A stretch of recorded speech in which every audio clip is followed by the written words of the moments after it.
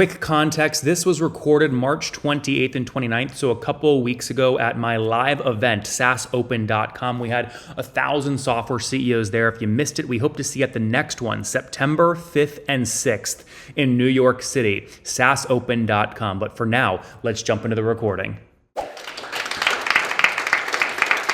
We're a really popular software as a service SEO tool with a pretty unique story. Let's share some, I think, some interesting things y'all will like here. So we're going to talk about building a better product. How do you do that? Creating product-led content. Fun fact, we grew, I'll show you the numbers in a minute. We're over $100 million. We basically used word of mouth, blogs, and YouTube. We didn't have a sales team until we hit about $100 million. We don't do a lot of things that other companies are doing. A lot of the metrics and stuff that you're hearing here, we don't measure any of that. We just default to action, basically. We go, we make the product better. We create content. We create the things that try and be where people are going to be. And then I'm going to show you how to incorporate your data into the content. So this is our revenue growth. Like I say, I can't vouch for all these numbers. We're a bootstrapped company, no VC funding, none of that. But we have released some public numbers over the years. We're based in Singapore. I can't be sure if we released the numbers in Singapore dollars, US dollars. I tried to translate where we could. The last three are the only ones I can actually vouch for. Bootstrapped from about $300,000 in personal funds. Our owner, Dimitri, 2010. 2015, about 15 people. We finally hired a marketing person. I think, what was the revenue then? About 7 million already. Finally got a marketer. 2018, 45 people. 2021, 90 employees, 50,000 plus customers, and we got our first salesperson. I think we were pretty close to $100 million ARR at that point. 2022, we launched a search engine, yep.com. That led to some really unique opportunities for us. I'll talk some about that. Like I said, we're not conventional. We basically didn't do all the things that all the people here are telling you to do. Probably should have. Might have grown a little faster. We even had like a free trial. We even made a paid trial. It was like $7 for 7 days. That got abused. We killed that off, so we don't even have a free trial anymore. So pretty much everything that is conventional, that everyone's like, go do this, we did none of that.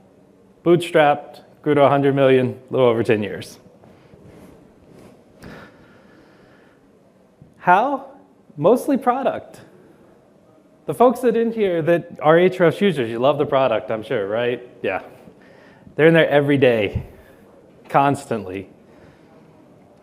So what we do, we get user feedback from our team, focus on the data and data quality.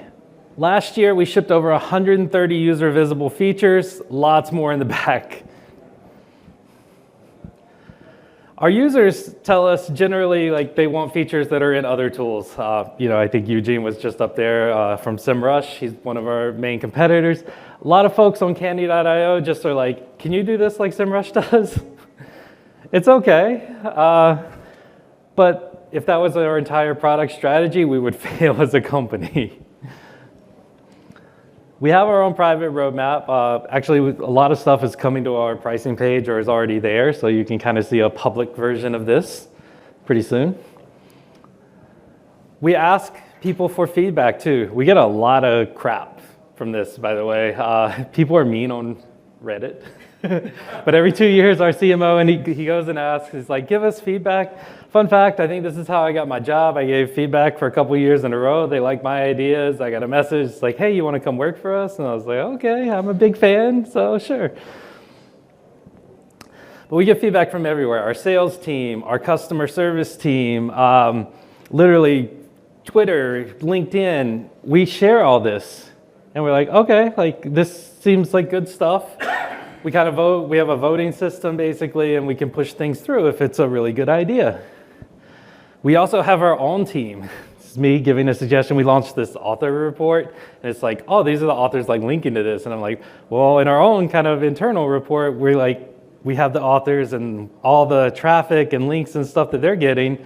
But we don't have something like that in the tool. Like, we use this personally. We create this. Can we actually like make this into the product? The answer is yes. So we got a bunch of feedback. People liked it. It's good. But that's kind of how we do it. Like, users, I don't think will ever give you the next unicorn idea, the next great product idea. They're always like, this is what the other tools are doing, give me that, basically. Like, I want this use case. The best ideas, in my opinion, come from your own team, your kind of power users, the ones that are using your product every day. It could be your sales folks even. We focus so heavily on product and data. This story got a lot of traction in the dev and DevOps community. We saved like $400 million in 3 years by not going to the cloud. We built our own data centers. It's a little painful. We had some downtimes.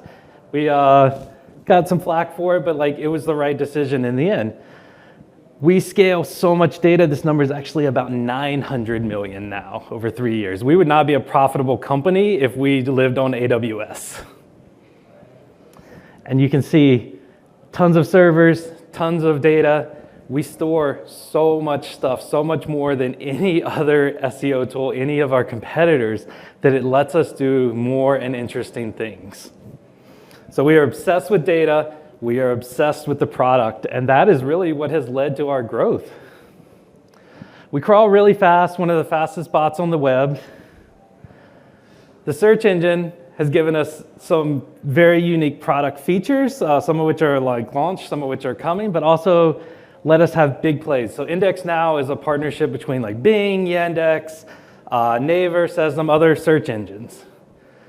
We were able to partner with that, and now we are actually getting the data. So every time someone that's using the Index Now protocol creates a page, deletes a page, changes something on that page, it pings this, it tells us we can go recrawl it.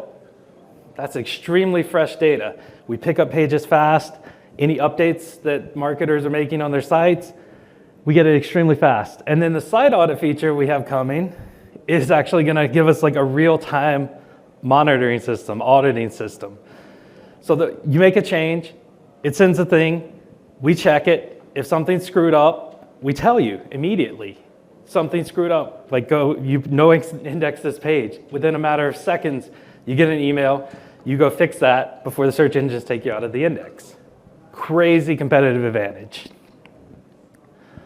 We benchmark our data, we do a lot of studies. There's a bunch of industry studies as well. We usually win these if they're fair comparisons. Now, as far as how we get like the word out about it, mostly blogs, video, free tools. So a lot of content doesn't get any traffic. This is from one of our own studies. 96.5% no traffic, crazy. So people do content poorly. We try and help people do it better. We get a lot of traffic, about 3.5 million or so right now. Was recently as high as 6. We had like a pre-rendering issue, a technical issue, dropped some, but that'll come back, no worries. One of the easiest things to do is copy the content your competitors have. They have successful pages, you can view it. Make the same things, easy win. You want to focus, like get the intent right behind that, because like a lot of people are like, I want my product page to rank for this thing, and the thing, all the SERPs are like, what is this thing? Well, your product page is not going to rank for that. Sorry, it's not going to happen. All of our content incorporates our product. So we're like, here's a problem, we're writing about it, we're covering this topic in a blog. Here's how you solve it in aHref's. It's a very simple formula, but I bet a lot of the folks out there that work at companies, they don't have their product actually featured within their content. I know I've worked enterprise and like I didn't even have access to the products. I couldn't have done that. And it was a huge miss. This works so well. It's like, here's the thing, here's the use case, I'm teaching you. That's our whole strategy. We teach SEOs. But at the same time, we're showcasing like the product throughout. And it doesn't come off as salesy generally, right? The folks who have read our blogs and stuff, it's just like, it's a natural thing. Here's a problem, here's how you actually fix that in aHref's, or here's how you go look at that. Improve your existing content. This is a portfolio I made. We were running some tests on these pages. Obviously, everything was up. you want to take a look every once in a while and say, like, this content's not quite working as well as it could. Maybe it could do something better. Other times competitors, like, they come out. SEO like content is like a race. Like, everyone is constantly updating. So it's a very competitive market. So we look at that and we're like, well, if something's falling behind, maybe we need to go update it. I think about 2 out of every 5 blogs that we publish now are just updates of other blogs. Low-hanging fruit, keywords that are kind of almost there. You can probably improve the content around them or write a piece of content, prove that. We made a glossary. This is like an old school tactic, right? What is content? What is this? What is that? 65,000 monthly visitors.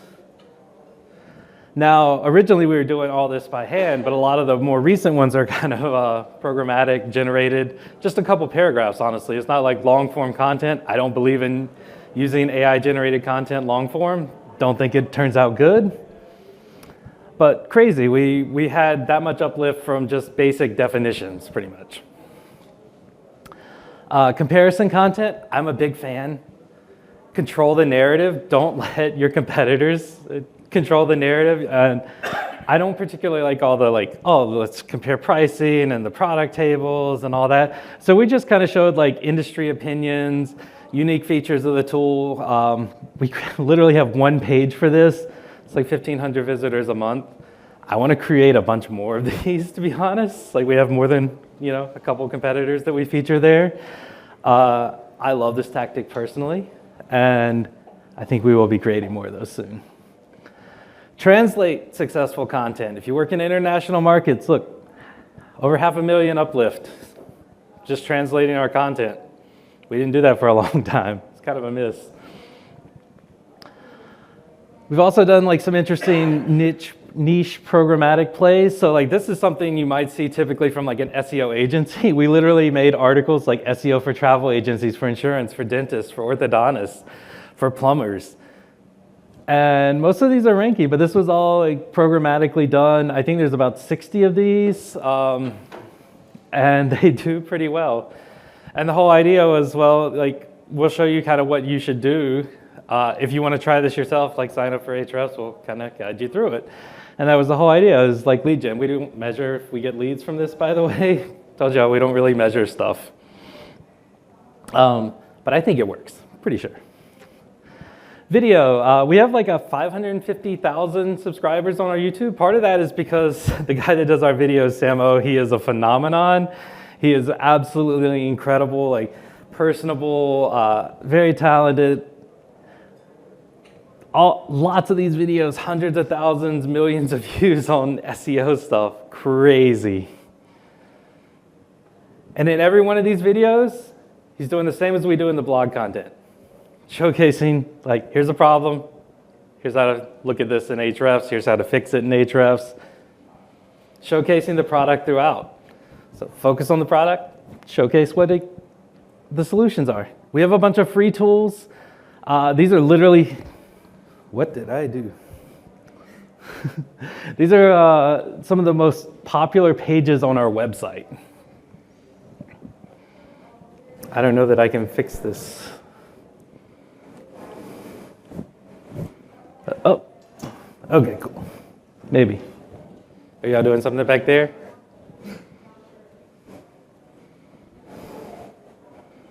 Okay, cool. Thank you. Sorry, I don't know what I did. About half of our traffic right now is for free tools. We use these as lead gen. We give away some of our data, but they're incredibly popular, incredibly used. We had a lot of abuse, so we've had to back some of that down. But still, it's a great lead gen tactic. Again, we don't measure, but we think it is. I think it works. We even created a bunch of free writing tools. I think about 100 different writing tools last year that we launched. That's got us a lot of traffic, about 700,000. We created some more on another site we have, wordcount.com. Again, another like 500,000 traffic there, where we added some features, we added some more tools. I think we're going to be productizing these. Like, this just ended up being a completely different thing. But yeah, people really like these. We even do like programmatic stuff. So we did top websites. So we're ranking for people's brands. We're ranking for people searching like website.com. It's an old Alexa.com strategy. Really high traffic spike there. Then we had some problems with our pre-rendering. Again, it's a technical issue, but like that'll come back up. I think this will end up being like several million traffic. Now, do I expect a ton of people to convert from this? No. It's probably going to be an extremely low conversion rate, but it showcases our data. So someone might click that and be like, oh, like they have this data. I can use that for my work stuff. Cool. That's the whole point of it. We do a ton of data studies. We showcase our data throughout these. If you've got your own data, like this is gold. These get links. These get shares. This literally is gold. Use your own data. And finally, I've kind of already been doing this, but showcasing your data is really the important part. So focus on the product. We talked about like the content that we're creating, but really just showing the data, selling the solutions, have your data everywhere. So I'm going to show you some of the ways we do this. I already talked about data studies. I already talked about within content and the blogs, the programmatic pages, the top websites. Again, like this is a lot of our data. We have traffic value, links, traffic by location. It's interesting data, especially if people don't know this exists. We've had some customers sign up that were like, oh, I didn't know this, like this was a thing, but like, oh, when they fill out the form, they're like, this is great, like I can use this. Cool, that was the whole point of it. We didn't know if it would work for leads, but it seems to. In presentations, showcase the data. Even our blog sidebar, we have a little widget where we're like, this is the traffic, this is the number of links, this is our own data. We're just showcasing literally on the side of our blogs.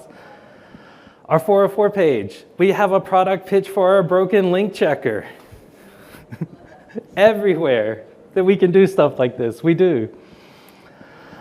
Integration partners, so we actually like let people get the data out into other tools like Screaming Frog, SEO tools for Excel. There's like 50 plus integration partners so they can pull our data into where they're using it.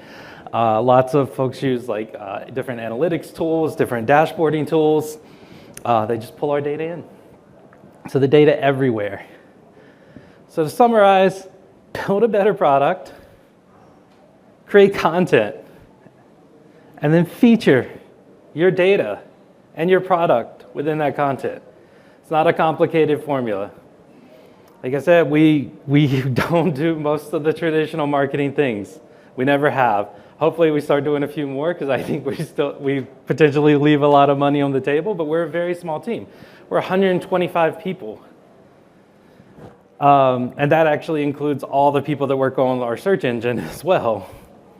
So 125 people, well over 100 million in revenue, and we did none of the traditional marketing stuff, and yet we still have grown, mostly because we are obsessive on making the product better and teaching people, and showing the product as we're teaching people. That's it.